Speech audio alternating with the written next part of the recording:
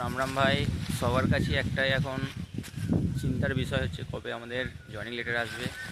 আর bag packing কী কী সামান নেব, কী কী নেব না, সে নিয়ে বড় চিন্তার বিষয় হচ্ছে।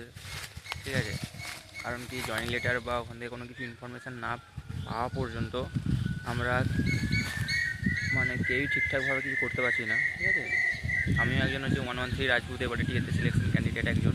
ঠিক আছে, তো এই চিন্তাটা সবারই। তো অবশ্যই যেগুলো আমি বলবো, যেগুলো ডকুমেন্টসের ব্যাপার, ব্যাংকের কাজ কিছু, বা কারো যদি ক্যারেক্টার সার্টিফিকেট বা পুলিশ ভেরিফিকেশন সার্টিফিকেট বানানোর থাকে সেগুলো বানিয়ে নিতে পারো। ঠিক আছে, তাছাড়াও জিমেলে মেসেজে সব কিছু বলে দেবে যে ডিটেলসে কী কী ডকুমেন্টস নিয়ে যেতে হবে, কোনগুলো কী হবে না। ঠিক আছে, ওগুলো সবাই বানিয়ে নেবে। আর সবাই এখন আমি একটাই কথা বলবো, সবাই এখন বাড়িতে বেশি থাকার চেষ্টা করবে, গাড়ি ঘোড়া বা এদিক ওদিক কুটুম বাড়ি যাতায়াত, ঠিক আছে, না করার। কারণ এই টাইমটা নিজেকে সুরক্ষিত রাখা মানে খুবই দরকার। ঠিক আছে, সামান্য কিছু চোট বা কোনো কিছু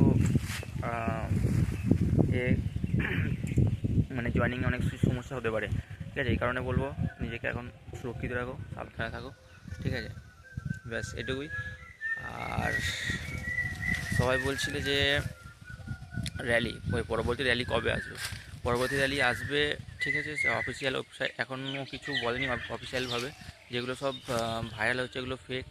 ঠিক আছে, তো অফিসিয়ালি এলে সবচেয়ে প্রথম এই চ্যানেলে জুড়ে থাকো, সবচেয়ে প্রথম ইনফরমেশান ঠিকই পেয়ে যাবে। ঠিক আছে, কারণ আমি 113 রাজপুতে এবার টিএতে সিলেকশন ক্যান্ডিডেট। আর টিএর অথেন্টিক সমস্ত জানকারি পাওয়ার জন্য এই চ্যানেলে জুড়ে থাকো, সবার আগে ইনফরমেশান দিয়ে দেবো। ঠিক আছে, জয় হিন্দ ভাই।